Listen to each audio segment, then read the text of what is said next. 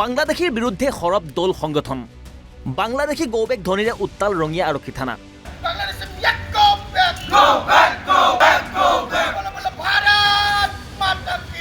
বাংলাদেশী গৌবেগ ধনীৰে উত্তাল ৰঙিয়া বাংলাদেশত দীপুচন্দ্ৰ দাস নামৰ এজন যুৱকক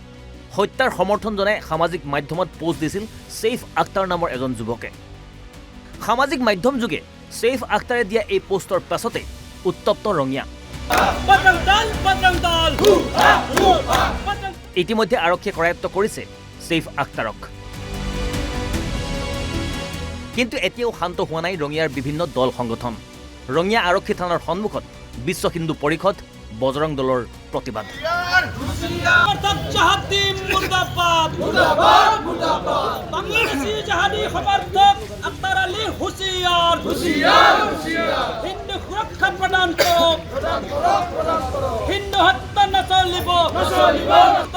অভিযুক্ত ছেইফ আখতাৰক বাংলাদেশলৈ পঠিয়াই দিয়াৰ দাবী দল সংগঠনসমূহৰ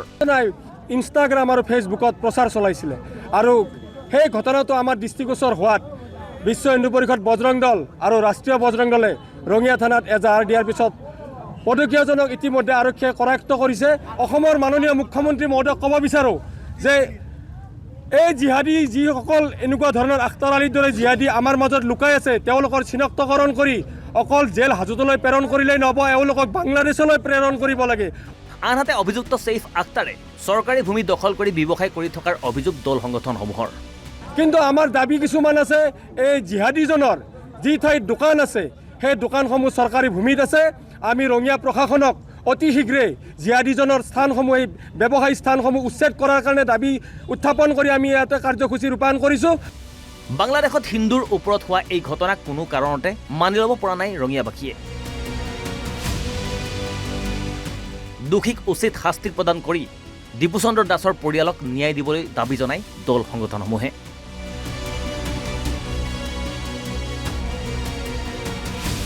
ৰঙিয়াৰ পৰা সৈয়দ মুস্তাফা আহমেদৰ ৰিপৰ্ট অসম লাইভ 24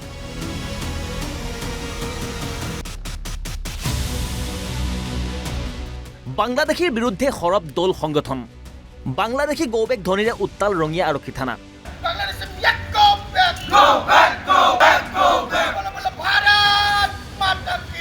বাংলাদেশী গৌবেগ ধনীৰে উত্তাল ৰঙিয়া বাংলাদেশত দীপুচন্দ্ৰ দাস নামৰ এজন যুৱকক হত্যাৰ সমৰ্থন জনাই সামাজিক মাধ্যমত পোষ্ট দিছিল ছেইফ আখতাৰ নামৰ এজন যুৱকে সামাজিক মাধ্যম যোগে ছেইফ আখতাৰে দিয়া এই পোষ্টৰ পাছতে উত্তপ্ত ৰঙিয়া ইতিমধ্যে আৰক্ষীয়ে কৰায়ত্ব কৰিছে ছেইফ আখতাৰক কিন্তু এতিয়াও শান্ত হোৱা নাই ৰঙিয়াৰ বিভিন্ন দল সংগঠন ৰঙিয়া আৰক্ষী থানাৰ সন্মুখত বিশ্ব হিন্দু পৰিষদ বজৰং দলৰ প্ৰতিবাদ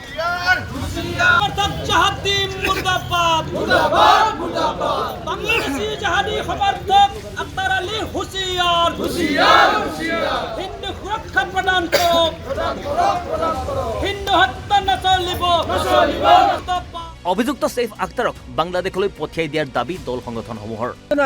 ইনষ্টাগ্ৰাম আৰু ফেচবুকত প্ৰচাৰ চলাইছিলে আৰু সেই ঘটনাটো আমাৰ দৃষ্টিগোচৰ হোৱাত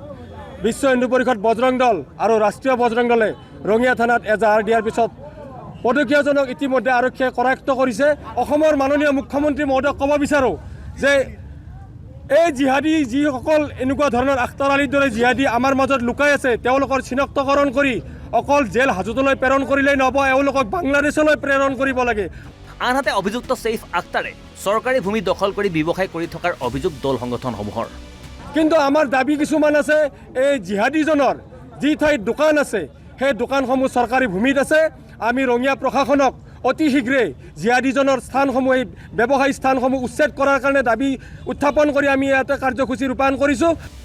বাংলাদেশত হিন্দুৰ ওপৰত হোৱা এই ঘটনাক কোনো কাৰণতে মানি ল'ব পৰা নাই ৰঙিয়াবাসীয়ে দোষীক উচিত শাস্তি প্ৰদান কৰি দীপুচন্দ্ৰ দাসৰ পৰিয়ালক ন্যায় দিবলৈ দাবী জনাই দল সংগঠনসমূহে